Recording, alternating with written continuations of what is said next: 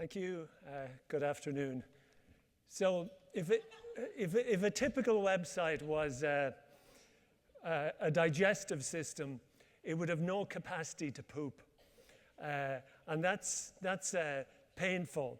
In fact, digital suffers from a lot of ailments. Glutton, overproduction is one of them. Sometimes I say if you give a website to a typical organization, it's like giving a pub to an alcoholic. It's happy days, it's publish, and then a couple of years later, it's the AA meeting, and it's, hi, I'm Gerry, I have a 10,000 page website. I used to have a 1,000 page website, but I had no self-control. It's just one more page. And how do we deal with that problem? And I think part of it is down to a core cause that most websites and apps are designed by dogs. There's a reason a dog is a man's best friend, because a dog thinks everything is a good idea.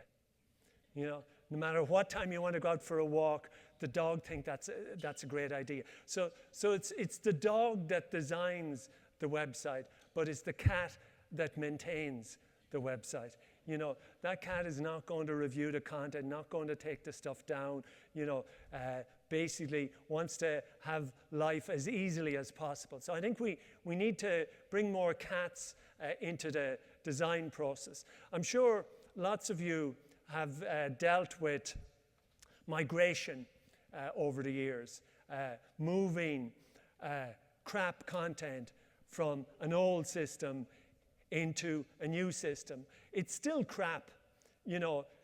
You still bring the crap from one old system into a new shiny system. And it reminded me of the great migration in the Serengeti, where 1.5 million wildebeest and 500,000 zebras followed the rains, and they cross the Mara River as they're heading towards Kenya.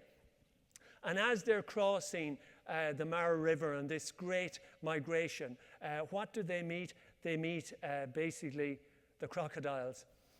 And I think in any migration, we need lots of crocodiles. We need content crocodiles that as that crap content is trying to migrate into the new system, there's these crocodiles going snip, snip, snip, snip, so that only a small percentage of it actually gets into the new environment. So we need lots of systems to deal with all this stuff that nobody is very interested in. So I want your opinion here. This is Sims. It's very popular virtual game, create your own town. About 5 or 6 years ago, it launched a new version. And it wanted to get people to register for that version. So it offered some goodies, some nice things to get if you registered for this new game. And it tested. A/B testing. So it gave 50,000 people, it gave half of them randomly this page and half of them randomly this page. And the objective was to increase registration. Now, one of these pages was 40% more successful at getting people to register than the other. So if it was 0.4%, that would be significant. 4%, very significant. But 40% is a huge difference. So it's the exact same offer. They just, the image is different. Basically, they reorder the content, but you don't get anything different. It's the same basic offer. So I want you to trust your gut instinct, because gut instinct is very important when we come to design. And I want you to trust and immediately say, which page was 40% more successful at getting people to register? Was it A or B? How many people say B?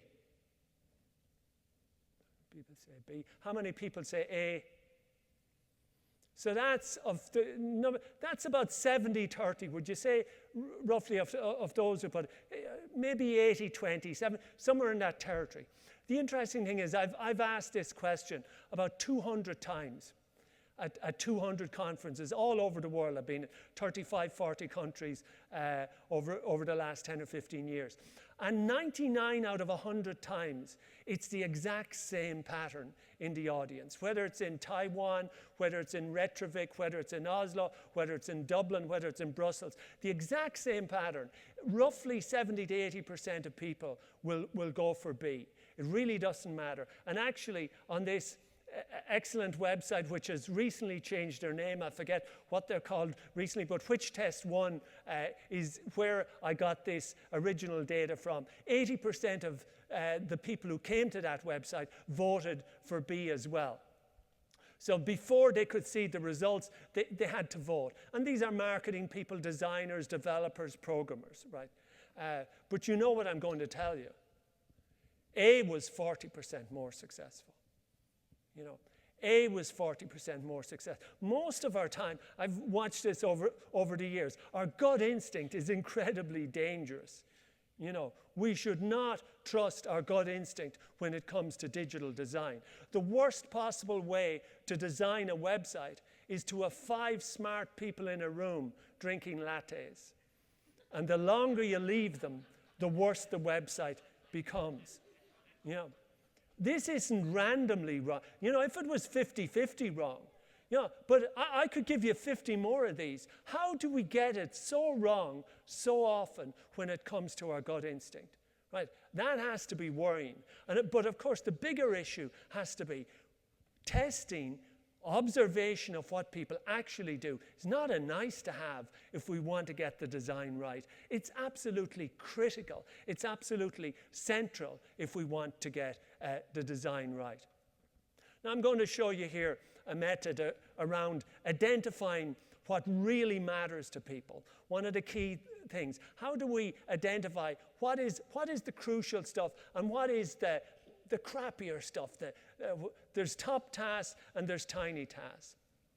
And this is a method and a survey that as many things that work on the web are counterintuitive. And they say the greater the complexity, the more things become counterintuitive, that we don't think things will work, and they do work. And this is a survey method where you bring together the whole range of things that people might want to do, the whole task ecosystem or environment. And that is typically somewhere between 60 and 80 tasks. Will define what's important in relation to your health, what's important in relation to buying a car, you know, if you're using Microsoft developer technologies, what are the key things you need to do there. We've done about 400 or 500 of these over the last 10 or 15 years. And there's typically, within a task environment, about 60 to 80, maybe sometimes 100 things that really define the actual environment. And we assemble these 60 to 80 things, and we ask people to only choose 5 from the list. And then we give them this, right? This, long and randomize, right? And that's about 60 or 70 people. Now, I'm not even going to ask you, would this work? Because the vast majority of people, when they see this, say, no, it can't. But actually, 500,000 people have voted on these surveys over the last 10 years. Last year, we did it for the European Union, and we got 107,000 people to vote, which was more people than voted in the recent Russian elections. So it wasn't too bad of an actual result. This method, this specific method, where we in essence, overload the people and ask them to choose very quickly what it is that matters most to them, is a great way at figuring out a kind of a league table of importance. The reason you have to give them the entire survey in one go is because you want to look from the most important to the least important. Because most people can quickly agree what the top task is, but then they all start saying their top tasks. We have to clearly identify what are the low-level tasks.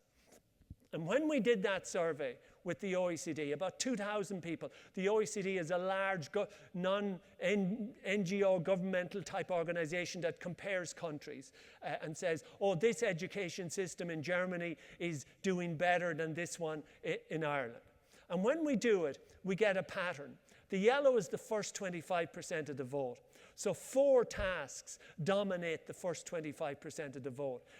Another 6 tasks dominate the next 25%, and that's your top task environment. The yellow and the green. So there's 10 tasks. And as I said, we've done this 400 to 500 times in all sorts of environments, with consumers in Brazil, with doctors in Spain, with engineers in the UK. There's always a similar type of pattern that actually comes out. So 11, 50 to 75%. And the final 25% of the vote goes to 49 tasks. So 4 get as much of the vote as the bottom 49. Right? The bottom 49 are your tiny tasks.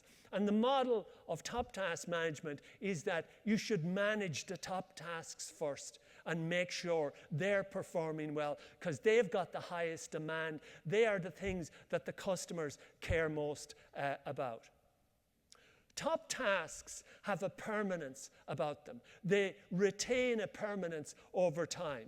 This was the John McCain 2008 presidential cycle.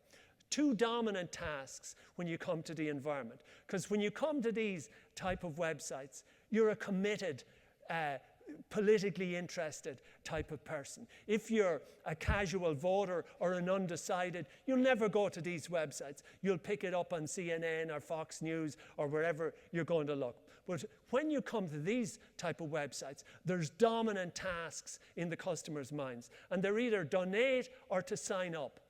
Right. So they make those tasks really easy. That was the McCain website. This was Hillary Clinton in 2008. Sign up as a supporter, and perhaps the button submit was not exactly the most appropriate label in the sign-up process, because you don't want to be submitting perhaps to Hillary. This was Barack Obama in 2008. It's just one task. Get them to sign up first, get them in, get their email address, get their zip code. Right? This is 2012. The tasks don't change. The way you deal with the tasks may change, but the type of tasks, once you've identified top tasks, they last over time. They keep lasting. And the principle is manage the task, not the channel, not the environment, not the specific format. So this was Barack Obama in 2012. Again, sign up. The same top tasks emerging. And we come to 2016, it's still the same task. Join up and donate. You know, 2 key tasks. Donald Trump, join up and donate. Bernie Sanders, join up and contribute or donate in the process. Top tasks have a permanent, the essence, really identifying the essence of the environment. The essence of the environment doesn't change over time. In health, it's check symptoms. You know, there's constant tasks. In tourism and travel, it's special offers, getting here and around. They retain a permanence over time. How we deliver them changes, but the essence of the task doesn't change very much over time. So manage the task, not the channel, not the format in the environment. But naming the task, getting the wording exactly right for it, is as critical as identifying the overall task. One of the key things the Obama campaign did from the get-go was relentless testing. And they did this initially with 3 people in a bedroom in Washington, D.C. They didn't have a big initial operation, but from day one, they relentlessly tested. So you see here, donate now is the baseline test. So they tested please donate. And they tested buttons like why donate. And you see, not signed up, baseline is 0. Why donate? Minus 27%. You ask a stupid question, people leave immediately. They don't give any money because these are committed people. You ask them, why donate? They say, What a stupid question. I'm out of here. They lost 28% of people by just asking the wrong question at the wrong moment in time. But donate and get a gift had a 15.8% lift over the baseline actually test. Those were people who had not signed up. But if you had signed up, what was more powerful was please donate, because you had already got the gift. So at different levels of the process, different uses of the button were actually used. And if you had already donated, so if you had given money at least once, contribute worked better. Right? Contribute got a lift. Now, millions of dollars were raised based on these things. Knowing when to use contribute versus when to use donate is crucial. So it's not enough just to know the task, the top task. You need to know how to word it, how to name it properly. The DNA of digital is words. Right? The DNA of digital is words. The way the web has been built, it's been built on an architecture of words. Right? So understanding the exact words can have a huge impact on the behavior of people and the success within a digital environment. What really hurts the top tasks? It's the tiny tasks. Right? Because when a tiny task goes to sleep at night, it dreams of being a top task. And when it wakes up in the morning, it's all excited because it thinks it's so important. And it thinks, if only I could get on the home page, if only I could publish more content, then they'd love me. Right? So the tiny tasks, they're cute, but there's so many of them. Right? And most web people I meet, they are nibbled to death by the tiny tasks. You know, they constantly come at them because they're so hungry to get published. When we do this analysis, we go out and get these votes, invariably it's the same stuff at the bottom of the list. It's always the same sort of stuff. It's always the same sort of organizational crap.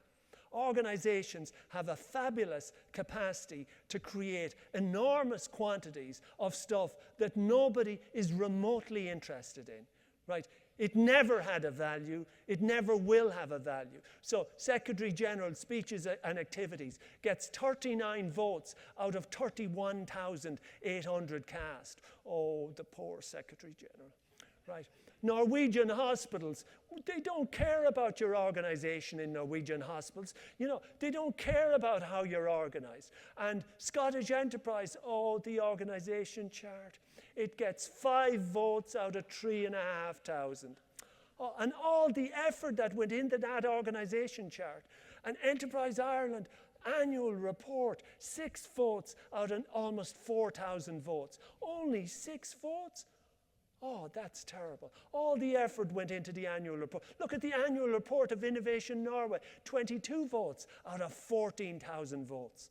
The organizational ego is embedded in the tiny task on the bottom of the list, right? These are the things that nobody is interested in except your boss and your boss's boss. So how do you deal with these sorts of scenarios? So in the OECD, when we did this analysis, we got the customer to vote and we got the team or the stakeholders to vote. And it mapped reasonably well, except for overview of what the OECD does, which the team think is 4 times more important than the actual customer does. So the organizational focus, and I've never met an organization that said to me, anywhere in the world, nobody has ever come up to me in any organization and said, can you help us become a little bit more organization-centric?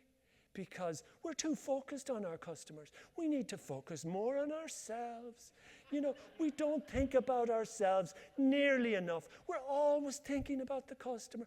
Anyone help us focus more on ourselves?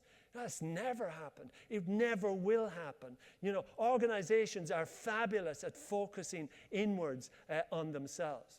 When we did Liverpool, the city of Liverpool, they did a mapping So we did the top tasks, and then we mapped the content production cycle to the top tasks. So the more important the tasks were to the customers, the less content they were creating for those tasks. And the tiny task was getting all the production, right? So there's an inverse relationship in most organizations. The more important it is to the customer, the less the organization is doing in it.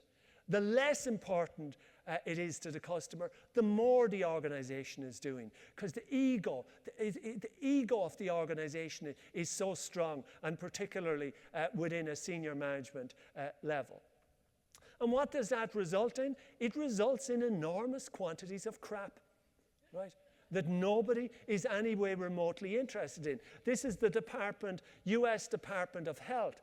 Last year, they deleted, they finally got around to the AA meeting, and they got to that AA meeting. They deleted 150,000 files, and nobody noticed. 150,000 files and pages, and nobody noticed.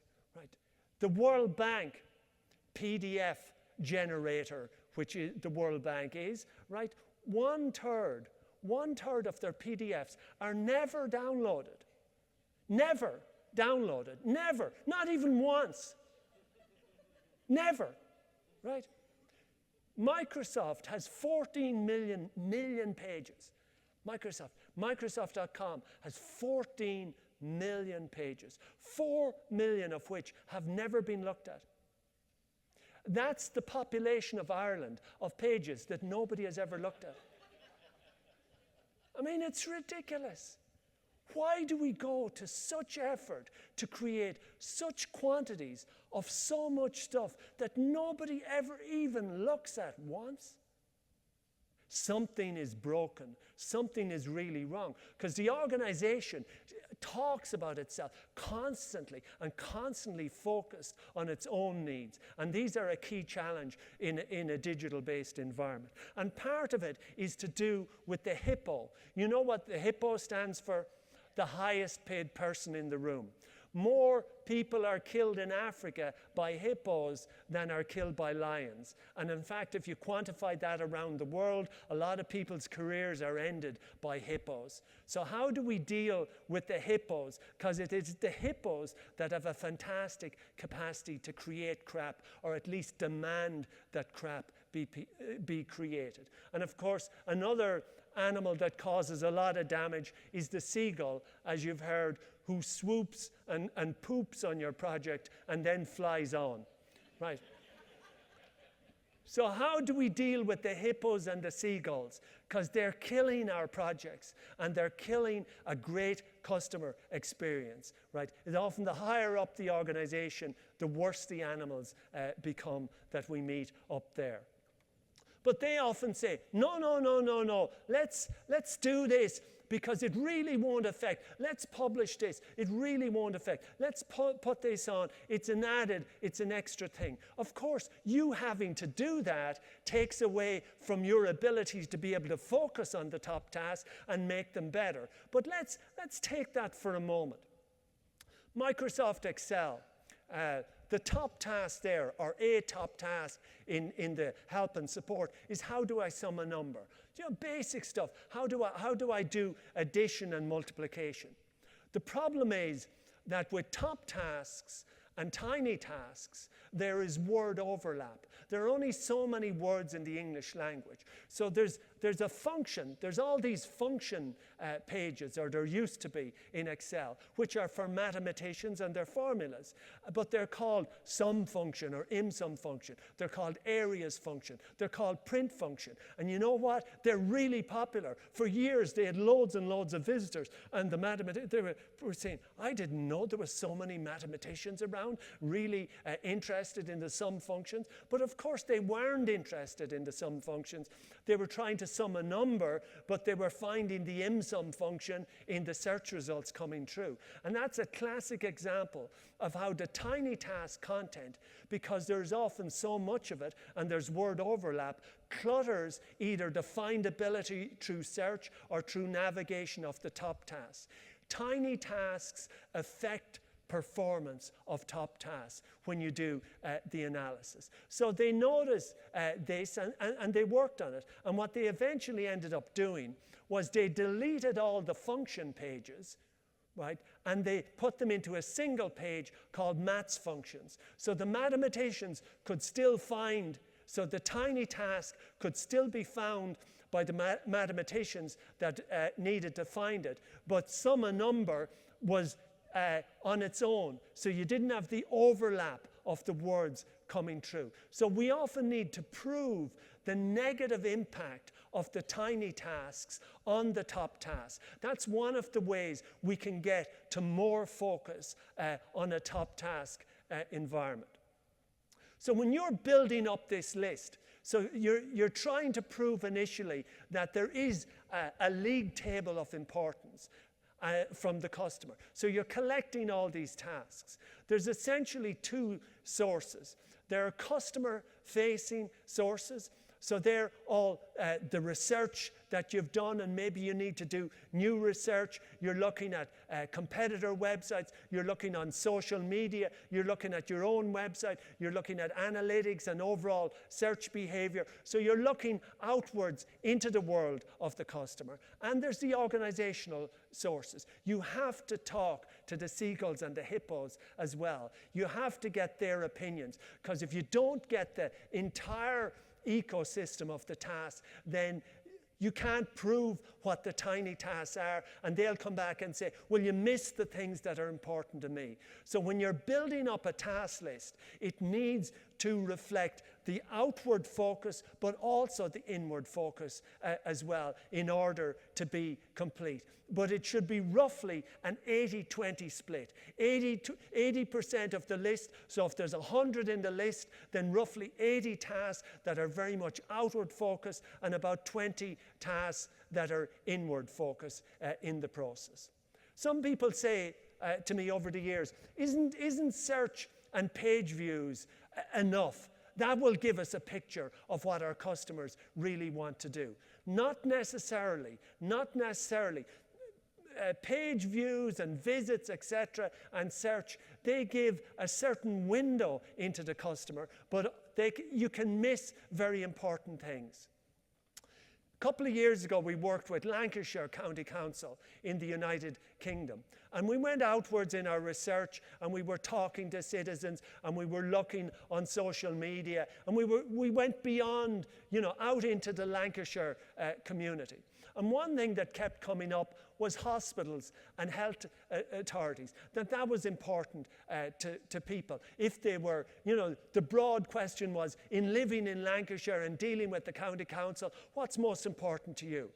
But when we brought that initial data back to the council, they said to us, you can't use that. That's not us. We don't deal with health. That's the National Health Service. We're the county council. And that's a classical thinking from an organizational point of view. But we convinced them to leave it on the list and see what would happen in the vote. And when we got the vote, it was the number 2. It was the number 2 thing that citizens said they wanted from their county council. Now, they didn't start creating new content. They started linking and collaborating with the National Health Service in the process. But sometimes there will be tasks that are outside of your organizational thinking that the customer really expects you to do. Now, those tasks, because you don't do them, won't necessarily come up in your search or your most visited pages. So keep it broad initially. You need to think beyond your analytics. So when we're doing these sort of surveys, we don't say, on our website, what do you want to do? We say things like, in dealing with your health, when you're going on a holiday, in buying a car. So we're thinking about it beyond, the ecosystem of even digital. So you need to think beyond your analytics. Search often is more symptomatic of a task than actually reflective of a true task. Search analytics doesn't always tell you the true intent of the person when they're searching. So in Excel again, lots of people were searching for remove conditional formatting. That was a very popular search term. So the reaction was, let's create a page. Let's create a page. Always create stuff. That's always the initial reaction, rather than what do we already have? How could we manage what we already have? So they created this page, remove conditional formatting. And in test after test, it failed. It kept failing. It kept getting very negative reviews and very negative reactions from customers. And what they discovered after a lot of pain and trial and effort was that remove conditional formatting was a trigger of a behavior. People would try and format in Excel. They'd make a mess of it. Their instinctive response would be to search for remove conditional formatting, but they didn't want to just remove conditional formatting. They wanted to format text. Right? And when the page only told them how to remove it, they were annoyed in the process. So what they ended up doing was they deleted the page remove conditional formatting, and they made sure that when people searched for remove conditional formatting, they found the page to format text under a variety of conditions. Success rate, satisfaction jumped, all sorts of positive jumps. Search doesn't always tell you what is the true intent within a digital environment. Search is often symptomatic of a top task rather than truly reflective of a top task. So if you really want to define the top tasks, you have to go broader than just looking at your analytics and your search-based behavior. And you'll often, great sources, we did Microsoft Developer Technologies a number of years ago, Visual Studio, and there was loads of independent developer communities where they were discussing issues. And you can find great sources out in social media and out in developer communities or different sorts of areas. Organizations keep coming back and saying, oh, that's all well and good, but we've got our organizational objectives. They must come first, right? There's things we want to achieve in the process.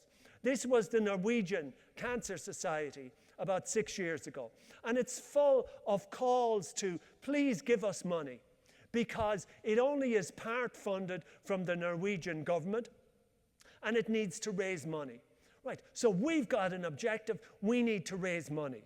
Right, so they say that's why the page is constantly calling to give us money.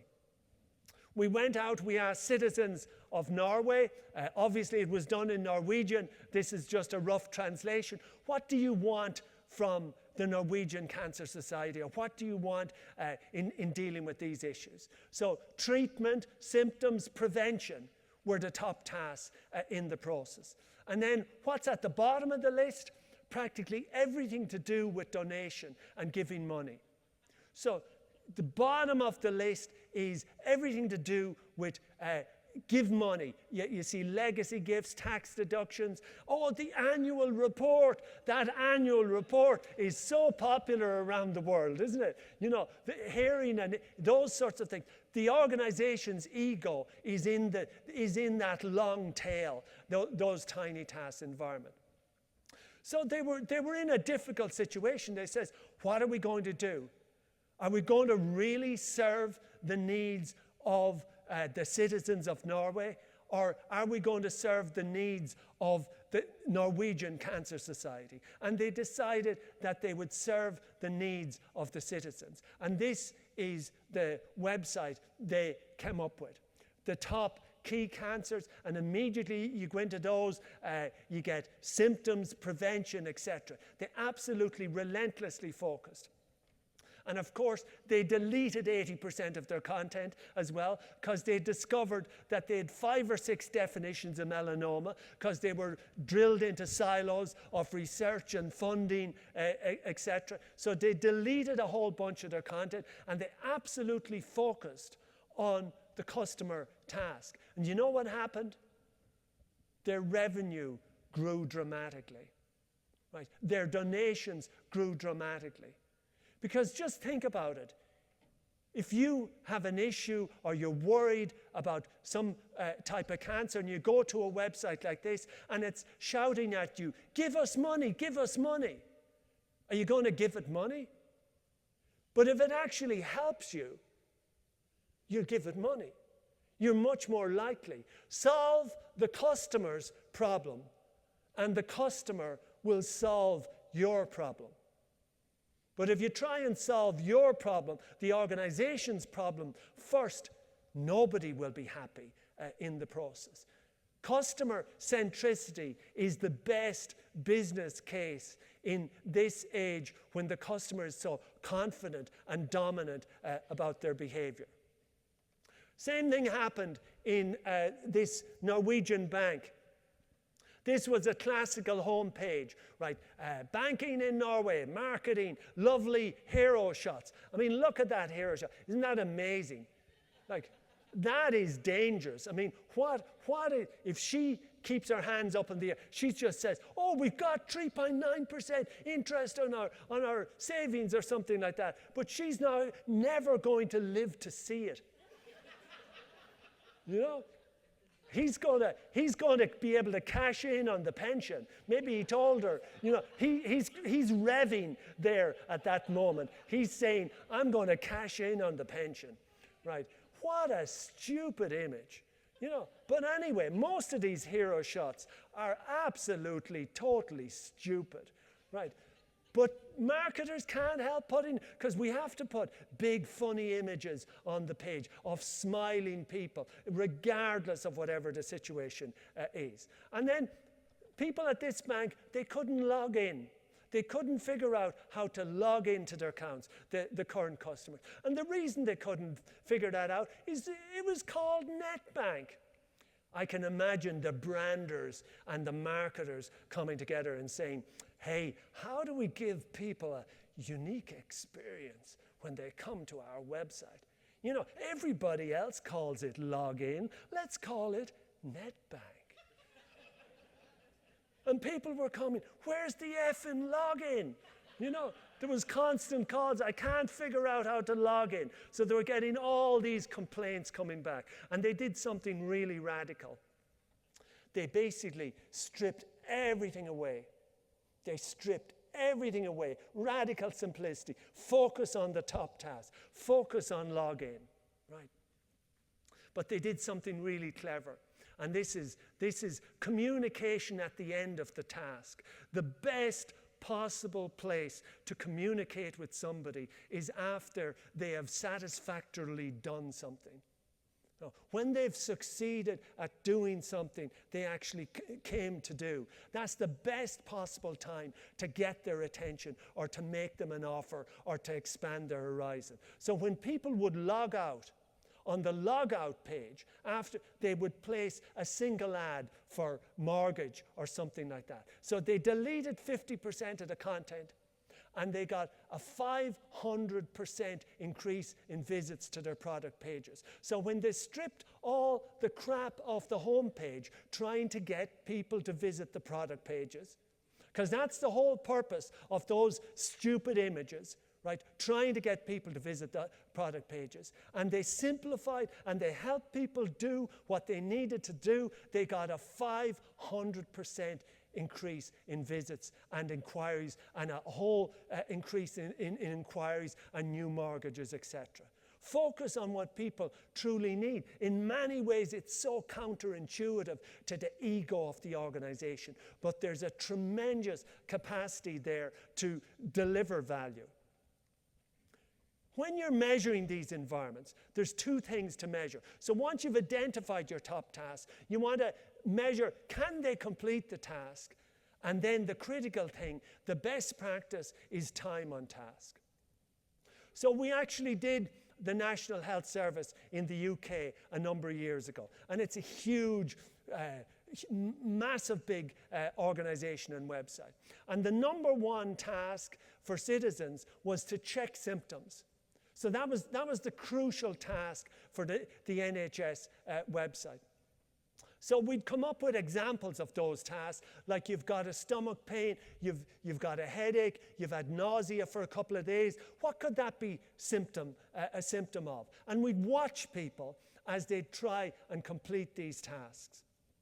And that's the key, observation. So the first is identify what the top tasks are, and the next is basically observation through using WebEx or GoToMeeting. Remote-based observation is a very powerful way of understanding behavior. So we would give people these tasks in a remote setting. We'd set up a meeting, we'd select our sample carefully, and we'd just watch them and see what they were doing. So this person searched for the phrase stomach pain as part of the actual task journey. And the first result they got was real stories, stomach cancer, right? And it came true. During treatment for a stomach ulcer, Deborah Knifton was devastated to find out she had stomach cancer. At the age of 40, she had surgery to remove her stomach.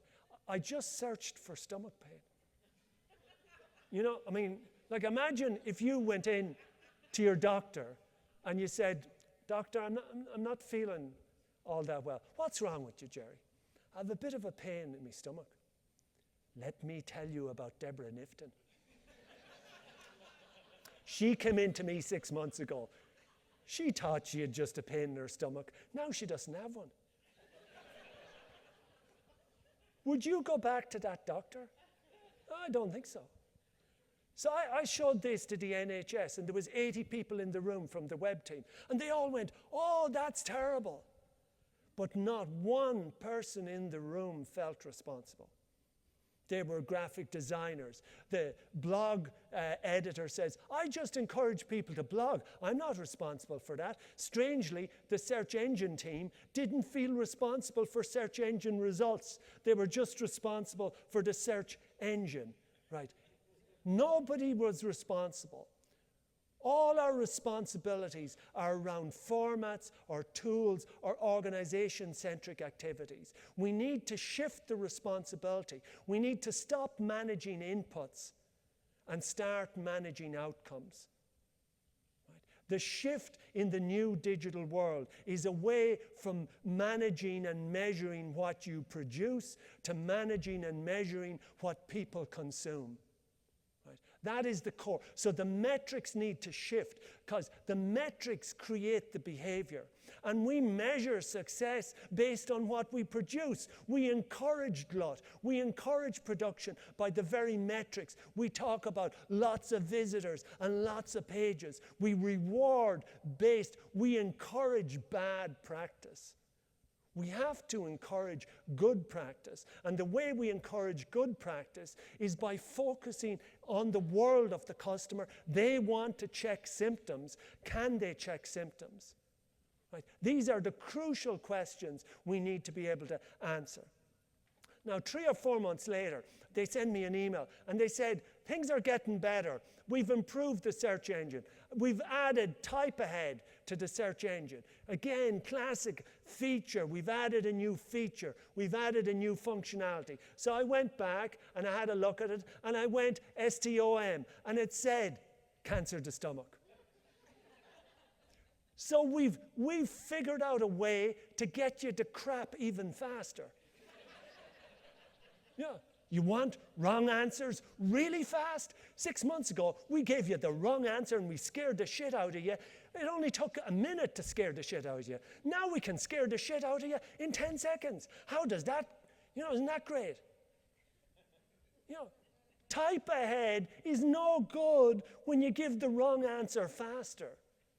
Right? But again, managing what we're doing, managing what we're producing, managing what the organization is actually doing and creating. We've got to manage the outcome, manage the task, because the task remains permanent over time. It was check symptoms 20 years ago. It's check symptoms today. It'll be check symptoms in 20 years. The technologies to help us check symptoms may change, but the need of the dominant top tasks remain the same. Here, Cisco, we do a lot of work with Cisco. And download software was the top task in their environment. So earlier, or in the conference, Lara Hogan gave this excellent resource web page test. And I went to it and I said, okay, roughly how long does it take the Cisco homepage to load? So 3.6 seconds. So when we initially measured downloading software in Cisco in 2010, there was roughly 15 pages. So there was 15 steps in the process. And it took an average of 280 seconds to download a piece of software. So if you look at that from the point of view, remember we looked there a moment ago, it was 3.6 seconds was the length of time on the page for it to actually download. So there was 15 pages, 3.6 seconds, so we got 54 seconds. So 54 seconds are connected with downloading, page downloading, right? But it's 280 seconds in total to do the task. So basically, there's 20% roughly, and we've seen this in many other environments as well, that's connected with the performance of the page downloading. But there's another 80% of time taken up using the environment. So it's great that we're measuring speed of page performance, of how it downloads. But what about measuring all the rest of the time that's connected with the task? If we really want to measure time on task, you know, the top of the iceberg is the page load speed, but most of the iceberg is the use of the page. We shouldn't simply measure the page downloading quickly. We need to measure how the page is used when it's downloaded. So we need a model that measures the entire quantity of time of the customer that's been consumed. Because typically 80% of that time is in the use of the page, either reading or navigating or clicking on links in the process. So the Obama campaign in 2012, they were relentlessly focused on speed. Right. And they said, we made the new platform 60% faster, and this resulted in a 14% increase in donation conversions. Absolutely great. Make those pages faster. But they didn't just make the page faster. They made the pages better. Right. These, the donation before optimization, after optimization, they did 240 A/B tests in a 6-month period on their donation pages. So they weren't just focused on how quickly it downloads, they were focused on how easy and how fast is it to get through and to help people make a donation. And they estimated that that brought them an extra 49% lift in donations. They raised $250 million online, right? So they focused on speed, not just speed of the physical page downloading, but speed and movement through the actual process. Because most of the value in relation to the customer's time is found in using the page rather than in downloading the page. So in calculating time on task, it's not just the element of the downloading of the page. 80% is in the actual use of the actual page. Is it too long? Is there too much to read, etc.? Is it too confusing in the process? So if you were interested 5 or 6 years ago in Dublin weather, or Irish weather in general, you'd have to be an optimist because it always rains in Ireland. There's 2 very special days in Ireland. One of them is St. Patrick's Day and the other is summer. So we're always looking forward to summer, right? So 5 or 6 years ago, if you were searching for summer, this is on Google, this is what you'd get, right? You'd get search results page, Dublin weather. That's good because Google very focused on getting you the right results, their whole orientation. Well, if we just look here at Google in comparison, say, to Bing and Yahoo, from day one, Google has been relentlessly focused on speed, on your time, right? But they're not exclusively focused just on download page. What they're really focused on is getting you the answer as quickly as possible. It's a different philosophy. They're not thinking just about your time in the context of a page downloading. They're thinking of how quickly can we get people the answer. Because the faster we can get people the answer, the happier they'll be with us, the more they'll come back to us. So a couple of years ago, right, here's what you got. Because you're not looking for search results. We shouldn't manage the formats. We shouldn't manage the content. We shouldn't manage the channels. We should manage the task. Manage and give people the answers to do that task. Google is relentlessly focused on your time, and the top organizations are as well. And today, you can go Dublin weather. This is type ahead that works, right? So in your browser, you don't even have to get to the site, and it tells you, of course, it has to know the top tasks within weather, 16 degrees and Friday. Now, why didn't they do it 5 years ago?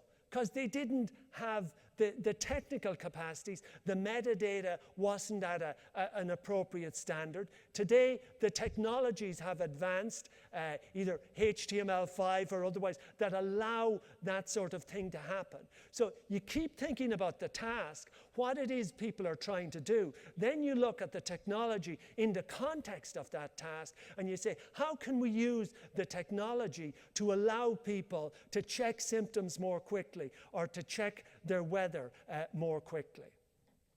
This is basically the empathy scenario. To really be customer-centric, you have to look outwards. The greatest skill of the digital professional today, in my experience, is empathy, is the ability to get out of that rut of organizational thinking, get out of that world and get into the world of the customer and try and understand their needs and understand their actual behaviors. Now, this is a tremendous skill set, but in most organizations that I deal with, this person who is the customer champion, how are they seen internally? They're seen as the person who's always complaining, the person who's always going back to programming and saying, you'll have to simplify this, etc. The person, they're seen as a troublemaker in most traditional organizations, because the traditional organizations measure what is important to the organization. They don't measure what is important to the customer. So the way we change, because this person is a hero, this person is the customer champion, this person is saving the organization for the future. Because if organizations don't change, customers have transformed, organizations have not. Right? That's the core thing. Customers are so much more powerful today. They've got often far better tools than organizations' employees have. So how do we transform? We transform with the metrics. And crucial to this is a balancing between the ego of the organization and empathy for the customer. Design is a dance, is a balance between the ego of the organization and empathy for the customer. And crucial to ensuring this success going forward is evidence, not opinion. Gut instinct is very dangerous in the new world. We got to get evidence of what the customer is actually doing, how they're achieving. Are they successfully completing their task? That's the basics. But best practice then is how long is it taking them? Can we save them time? Can we make it easier? That sort of culture, that sort of evidence-based behavior based on what is actually happening in the environment is the route to success in the digital economy. And you might call it evidence, not opinion, or perhaps evidence, not assholes. Thank you very much.